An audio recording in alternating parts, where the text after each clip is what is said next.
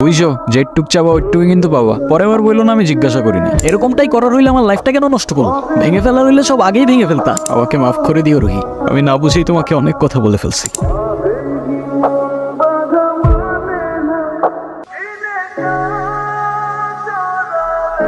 ওই হ্যাঁ 1.5 বছর হয়ে গেছে। কিসের? প্রতিদিন তোমার এখান থেকে ভার্সিটিতে নিয়ে যাই, আবার এনে ড্রপ করি। হ্যাঁ তো আমি কি রাইড শেয়ার করি? না তাইলে তেলের টাকা তুমি দাও না, কেন লাগবে? দিব। মারবো একটা। আচ্ছা তোমার কি আমার এফোর্টস গুলো চোখে পড়ে না নাকি? তুমি কি বাইরে চান্স আমাকে প্রপোজ করতেছো? I guess yes. দম নাই, এভাবে কেউ প্রপোজ করে? কত করে? 50 টাকা। আচ্ছা না, দেখো প্রপোজ করায় না তো আমার এক্সপিরিয়েন্স আছে, আর না বলতে পারি কবিদের মতো শের ভাষায়, কিন্তু এটুক বলতে পারি যে সারা জীবন আগলায় রাখতে পারবো, আর এফোর্টসে কোনো কমতি থাকবে না। আইসোয়ার কসম কাটা ভালো না। কার্ডগুলো আমার পছন্দ তাই নিচ্ছি, আর তোমার ব্যাপারটা আমি ভেবে দেখবো। Bye. I'll take that as a yes.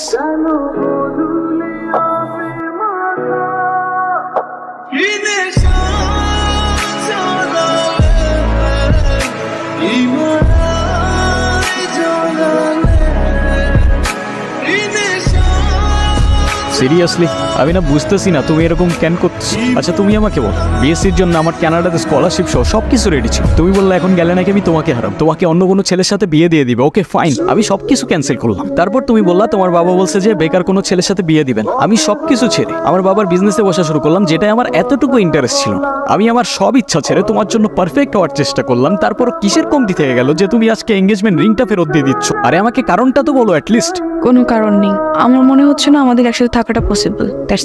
That's it. Seriously তোমার মনে হচ্ছে না আমাদের একসাথে থাকাটা আর পসিবল? What about me?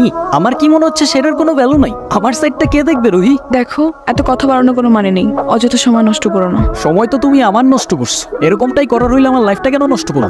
ভেঙে ফেলার হইলে সব আগেই ভেঙে ফেলতা, নাকি হুট করে এখন বেটার কাউকে পেয়ে গেছো? তোমার যা ভাবার তুমি তাই ভাবতে পারো, আমার কোনো প্রবলেম নেই। আরে প্রবলেম তোমার থাকবে কেন?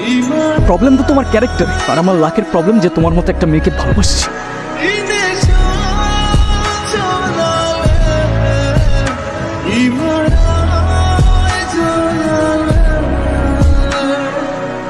বাবা, আমরা আসলে এমন একটা পরিস্থিতির ভেতর দিয়ে যাচ্ছি, আমরা তোমাকে কিছু জানাতে পারিনি। তুমি কিছু মনে করো না। আরে না আঙ্কেল, আপনি এভাবে কেন বলছেন?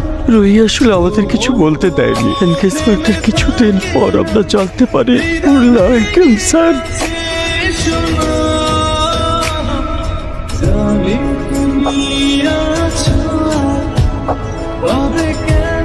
আমাকে মাফ করে দিও রুহি, আমি না বুঝেই তোমাকে অনেক কথা বলে ফেলছি। তুমি আমাকে একটাবার বলতা, এতদিনেও কি তুমি আমাকে এতটুকু চিনতে পারলা না? একটাবার বললে কি আমি তোমাকে ছেড়ে চলে যেতাম? তুমি আমাকে ছেড়ে যাবে না বলি তো আমি তোমাকে বলিনি। কেন তুমি চাও যে আমি তোমায় ছেড়ে চলে যাই? হ্যাঁ, তুমি কেন আমার এরকম একটা জীবনের সঙ্গে তোমার সুন্দর জীবনটা জড়াতে চাও বলো? তুমি ছাড়া আবার কিসের জীবন? আমার জীবনটা তো ততক্ষণই সুন্দর যতক্ষণ সেই জীবনে তুমি আছো।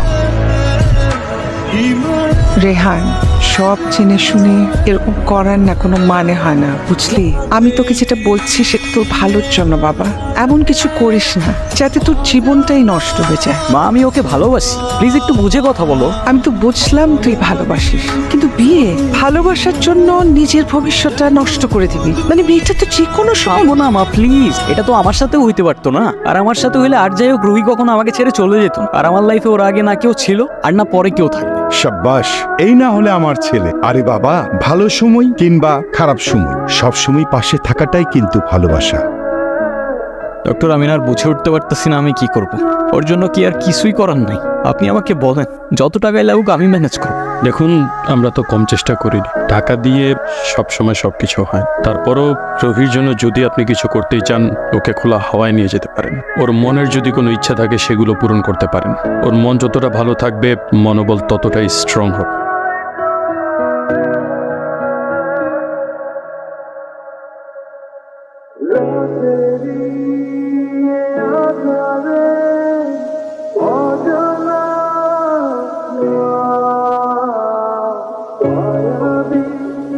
অযথা এসব কেন করছো রেহান?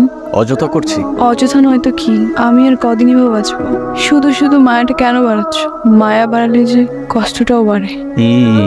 তাহলে তো খুব চিন্তার বিষয়। দাঁড়াও, এক্ষুনি তোমার মন ভালো করে দিচ্ছি। আচ্ছা, তুমি যে আমার সাথে এত দূরে আসছো, তোমার বাসায় যদি জানতে পারে? কিভাবে জানবে? কে বলবে? যদি আমি বলে দেই? আই না, একদম না। বাসায় জানলে আমার খবর আছে। ওকে, তো ফিউচার রুহিকে তোমার কিছু ইচ্ছার কথা বলো। ইচ্ছে? আমি তো সেভাবে কোনো ইচ্ছে ভাবিনি। তো এখন ভেবে বলো। আচ্ছা, কোনো এক বিকেলে আমি তোমার সঙ্গে সমুদ্র দেখি। ওকে, আর? আর সেই সমুদ্রের পাড়ে দুজন মিলে সন্ধ্যাবেলা ফানুস উড়াবো। আচ্ছা, এই নাও তোমার বিকেল, আর ওই যে রইল তোমার সমুদ্র। চোখ বন্ধ করো।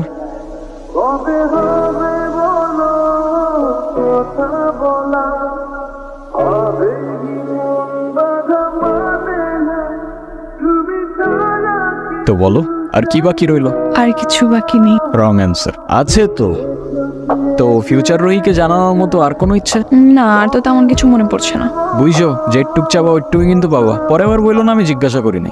আচ্ছা ওয়েট, আমরা ফানুস উড়ানোর পর ক্যান্ডেল নাইট ডিনার করব। সাথে থাকবে সমুদ্রের ঢেউ, আর বাতাসে থাকবে কাঠগোলাপের সুবাস।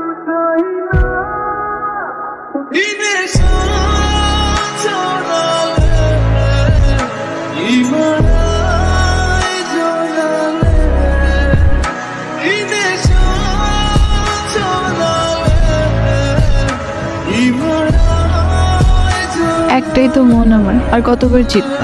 যতবার জিতলে এটা বোঝানো যায় যে আমার জীবনে না তোমার আগে কেউ ছিল আর না পরে কেউ থাকবে।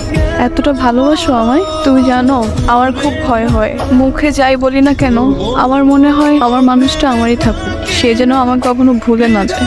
শুধু তোমারই থাকবো রুহি, কখনো ভুলবো না। আমার সব স্বপ্ন পূরণ হয়ে গেল।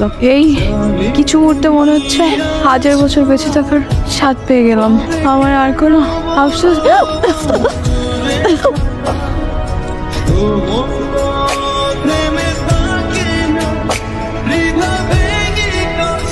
ডক্টর, ওর কি অবস্থা এখন?